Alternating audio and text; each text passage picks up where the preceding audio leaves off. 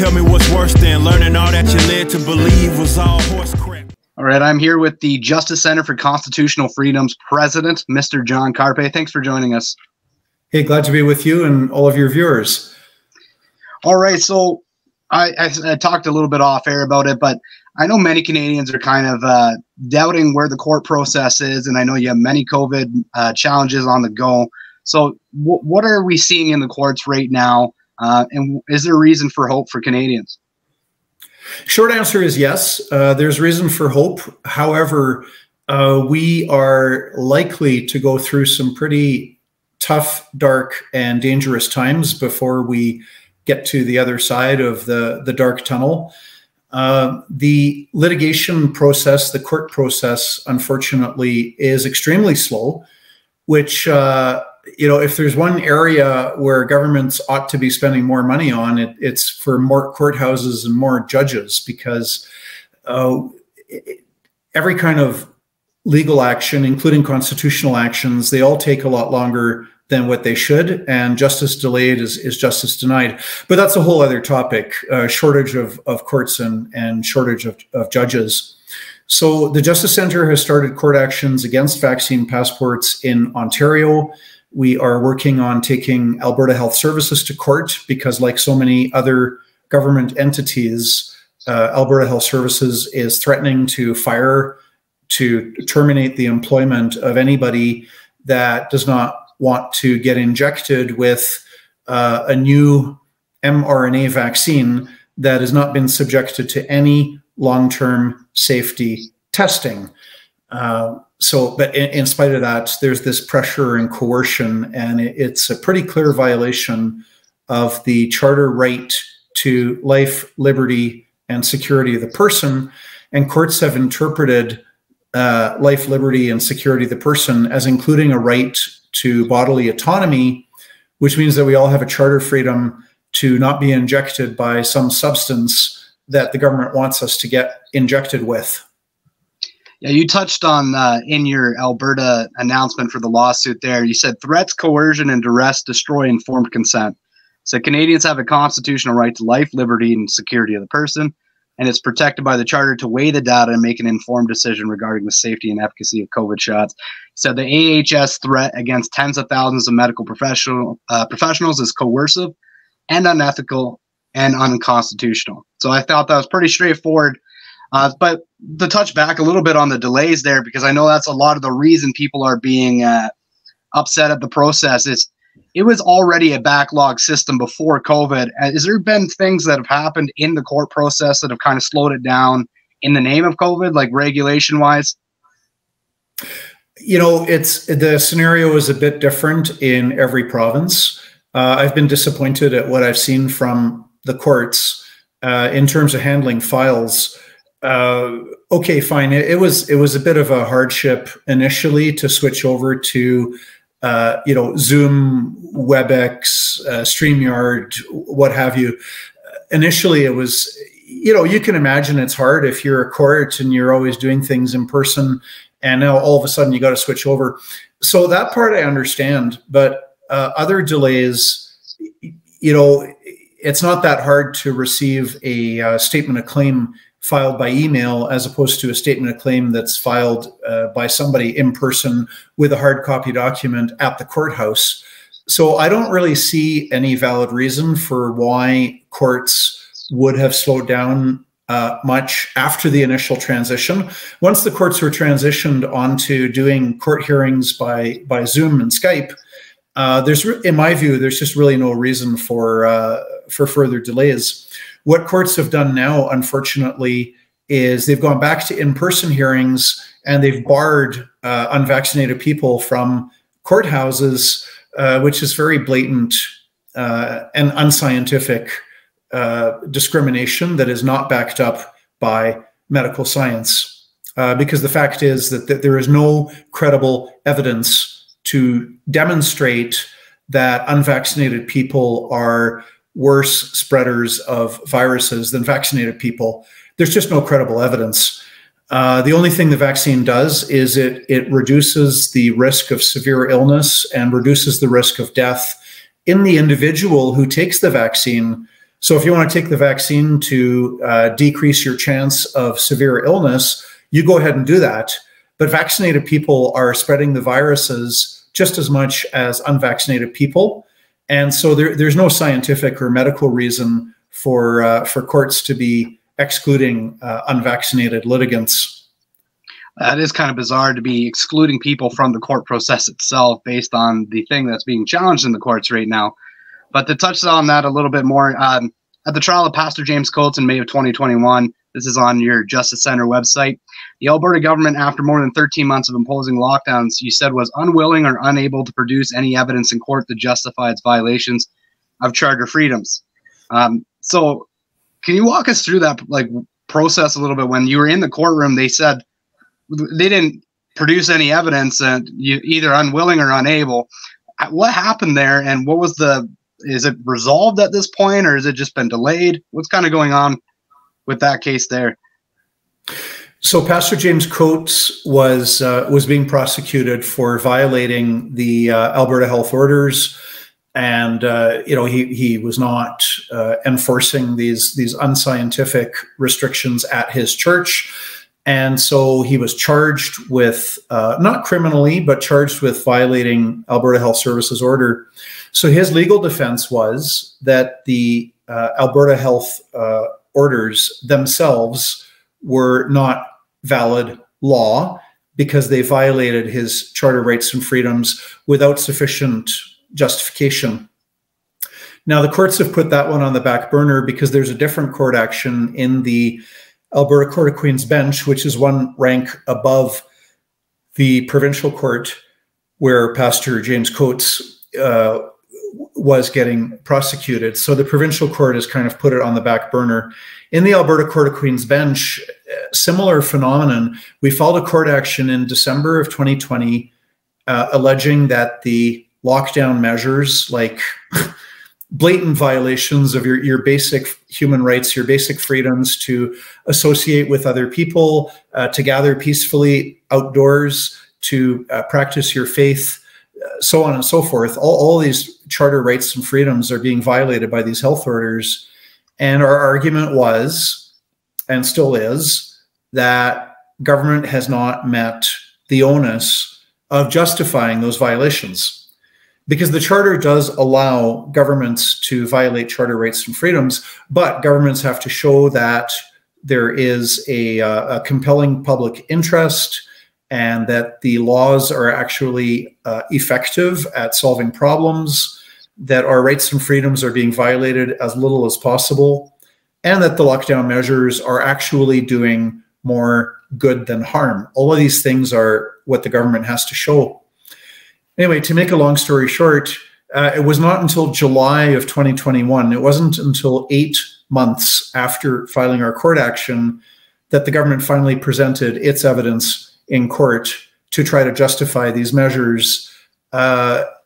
So it's a huge problem because we have these ongoing violations of our charter freedoms, and the courts are thus far allowing governments to just take months and months and months to come up with evidence, which is outrageous because the government should be able to produce that evidence immediately when they're violating our freedoms. You would think, you're trampling on people's rights and freedoms. You would have that, you wouldn't do it lightly, you would hope, and you would have the justification ready and willing. But just for our audience here, you're referring to minimal infringement. That's the Oakes proportionality test, is my understanding. Is that correct? Yes. Yeah, lawyers will all know it. Constitutional lawyers know it as the Oakes test, O-A-K-E-S, Oakes. And so the Supreme Court of Canada said you need a pressing public interest, rational connection, meaning the law actually works, minimal impairment, so you're violating rights and freedoms as little as possible, and fourthly, that the law that violates rights and freedoms is actually demonstrably doing more good than harm. And governments haven't met any of these four parts of the test, not even the first one. When you look at the government data on COVID, not my opinion, but you just look at the government data, you look at Statistics Canada, death rates in Canada and around the world were in 2020 were very much in line with death rates in 2019, 2018, 2017. So COVID simply is not, according to government data, COVID is not this unusually deadly killer that we should be afraid of.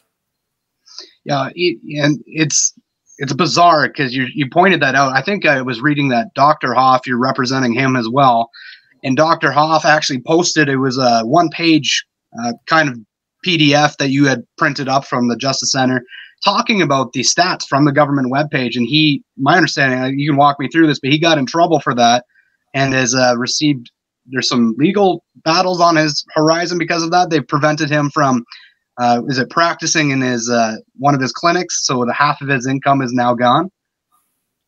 Yeah, Dr. Charles Hoffe in British Columbia, he noticed that compared to other vaccines, that with the COVID vaccines, there seemed to be a fairly high number of his patients who got the vaccine, who, after receiving the vaccine, the COVID vaccine, right, the new one, after receiving it, they died. And a lot of his patients as well were harmed. They lost their capacity to exercise vigorously. One of his patients was an elderly man, 70 years old, used to be in fantastic health, could walk, 2 or 3 miles, and now he can't walk any more than 10 minutes without being completely out of breath. So he had concerns about the vaccine. And in his experience, when first raising the concerns with other doctors, so he was kind of a neutral, kind of just looking at what was going on and started asking questions. He asked questions of other physicians and was told by the BC health authorities, you are not to ask these questions, you are not to discuss this. And so he was puzzled by that. That's not a very scientific approach, right? A scientific approach says, hey, well, let's observe what's going on, and let's have an open mind. Let's have a little bit of humility. Let's not assume that the vaccines are dangerous, deadly killers. Let's not assume that the vaccines are 100% wonderful, but let's just take an honest look at this. So there's a very authoritarian, anti-scientific mentality that he experienced and that so many other doctors have experienced. So he then wrote an open letter to Dr. Bonnie Henry, the Chief Medical Officer of British Columbia, and he expressed his concerns. And he is suffering the consequences of that and has been denied his hospital privileges so that he could only still see patients at his clinic, so he's lost half of his business. Then unfortunately there was a fire in Lytton that burned down his clinic. So hopefully he's found another space and is seeing patients. But I can give you 3-4 other stories of doctors that we are representing who are— I'd love to hear it. Yeah, because the one question that comes to my mind is, like, did not the Physicians College it feels like the doctors are afraid to speak up. My understanding was the Physicians College actually put out an official statement, basically all but saying it out loud, that there was going to be, if you put too many questions forward and you brought too much attention to certain things that were maybe going to bring some vaccine hesitancy, there would be consequences to those actions. So can you just walk me through the legal aspects behind that? Yes. So the College of Physicians and Surgeons, and we have one in every province, of BC, of Alberta, of Ontario, and so on. So they are a government body. They regulate the practice of medicine. They have the authority and the power to pull a doctor's license, which of course ought to be done in certain circumstances. I mean, if a doctor, for example, is having sexual relations with one of his patients, that is malpractice. If a doctor is prescribing things that are demonstrably harmful, there's some prohibitions there.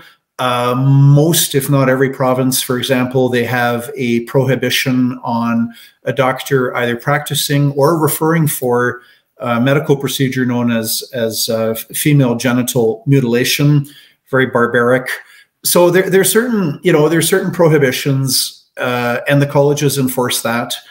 However, never before, not until the last 12 months or so, never before did the colleges jump right into the middle of the doctor-patient relationship. Never before did they take one side on debatable issues. And I'll give you some examples of that. In the past, there's been a raging debate about, there was a certain remedy, I think it was called a ligation therapy for the neck. There is a purported cure for multiple sclerosis, right, which is a very nasty disease. And there's an Italian doctor claimed to have found this therapy that, you know, supposedly helped people to cure them of their of the multiple sclerosis.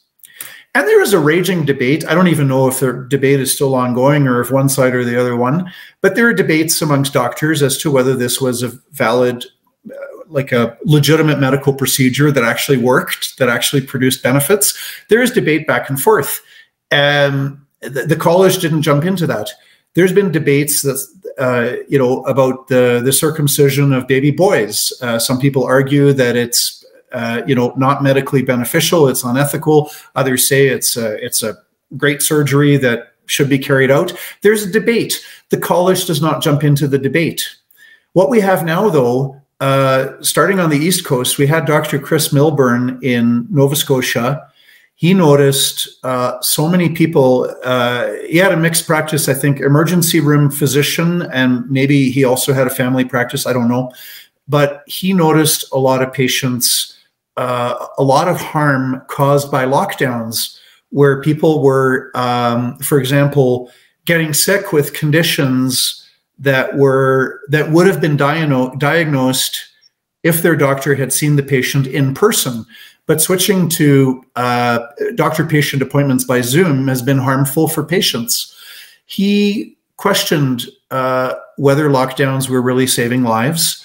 He raised the issue, which a lot of people have raised, you know, how many people are dying because of lockdowns? How many people are getting harmed? Even if lockdowns are saving lives, what about the harms? Can we look at those? And, you know, it just gets this very aggressive, hostile attitude from the health minister, from the Nova Scotia government. Like, what's wrong with you? Why aren't you getting with the program? You have to be, you have to be pro-lockdown. You know, we have a doctor here in Alberta, Dr. Nagase. He prescribed ivermectin. There were patients in the hospital that were virtually, COVID patients in hospital are not getting good treatment at all. They're getting next to zero treatment in some cases. And so he had his patients, he gave them hydroxychloroquine and ivermectin. Two of the three patients, this was at a small clinic in rural Alberta, 2 out of 3 COVID patients felt remarkably better within 24 hours of taking ivermectin. The third patient, her condition stabilized. It had been getting worse and worse. Now, that's not a broad-based scientific study. It's only 3 people. It's anecdotal, but that is supported by ivermectin has been very successfully used to treat COVID in India. It keeps people out of hospital. And yet you've got this ruthless, aggressive, fanatical hostility that medical authorities have. And they make this bold claim that there is no evidence that ivermectin is successful in treating COVID, which is simply not true. There's a lot of evidence out there in medical and scientific reports. So there's like another case. So we got Chris Milburn in Nova Scotia, Dr. Nagase in Alberta, getting disciplined for and lost his, was essentially fired by Alberta Health Services, said you are no longer working as a doctor in Alberta. He's not been stripped of his license by the college, but definitely Alberta Health Services has come down ruthlessly and aggressively on Dr. Nagase. And I could go on and on, all these doctors that we're representing getting disciplined simply for asking questions about the narrative and challenging the narrative and saying, you know what, I disagree with this. I disagree with what the government is pushing. And just for that, they're getting disciplined. Just to close out the interview here, and thank you for your time, Mr. Carpay. It just feels like from the outside looking in, and as you've described a little bit, that what's happening right now is, on a provincial level at least, as doctors and experts are speaking up, they're finding the people that are vocal and they're hammering them as hard as they possibly can. And in my mind, it's to keep people from continuing to do the same. I can't imagine that there's only a handful of doctors across the country that have tried to raise the issue or tried to treat with the alternative treatments. On and on the list goes. We could look into that, but what are your thoughts on this? Is this a case of provincial governments making an example of certain individuals to try to prevent more of the same in the future? Oh, absolutely. The ruthless and aggressive way that Alberta Health Services has gone after Dr. Daniel Nagase, they want to send a message to every physician in Alberta and say, you had better darn well not prescribe ivermectin, which, by the way, has been used as a medicine for human beings for decades. The biased media calls it a horse dewormer. It was only more recently that it was first used for humans for decades. More recently, the veterinarians discovered it could also be used for animals. So, but this is absolutely, it's to strike terror into the hearts of every doctor in Canada. And it's working. I personally know a doctor who succumbed to the pressure. He did not want to take the experimental mRNA vaccine, again, not subjected to any long-term safety testing. He did not want to take the vaccine, but if he was pressured, he would lose his job if he did not take the injection. So this is bullying and intimidation on a massive scale, and it's absolutely unscientific. It's disgraceful. And it feels like you really can't have informed consent in this kind of environment. Would that be a fair statement? Like when this is the norm, or people are, I mean, I have to laugh because right now it's, you're not being forced to do it. You'll just lose your job. You might lose your home, and you might be homeless, but you're not being forced to do anything. So in my mind, that can't be true informed consent, but let's hear it from the expert. Well, there's an abuse of language there. I mean, it is technically true. Okay, if somebody points a gun to your head and says, give me your wallet or I'll blow your brain out, I'll kill you. Okay, do you have a choice? Well, yes, you do. You do have a choice. You have a choice. You can hand over your wallet, or you have a choice to die or potentially die. I guess you don't really know if the aggressor is going to carry out on his threats. But it's I find it intellectually dishonest when I hear I hear this over and over again. People say, well, the unvaccinated have a choice. You have a choice. You don't have to get vaccinated. Well, technically that's true, but on a very real level, if you are threatened with losing your job, if you're the sole breadwinner for your family and you're going to get fired, you're going to be no more money. You can't even collect EI. Okay, maybe some people have got, a different kind of job lined up, but a lot of people don't. And or maybe you've got a spouse or partner that is earning a lot of money, so you can afford to not work. But there's an awful lot of people where it's the only job that they have, and they've got themselves and their family to support. And so to say, well, it's just a choice, yeah, technically true, but this is duress, it's coercion. And under the charter, anytime the government pressures you, that's a violation of the charter, because it is taking away your free choice. When you've got effectively a gun to your head that says, if you don't do this, you're going to lose your job, you do not have a free choice. And so we have a massive violation of the Nuremburg Code, where which says that you don't pressure people into receiving any kind of medical treatment whatsoever. Taking this COVID vaccine is medical treatment.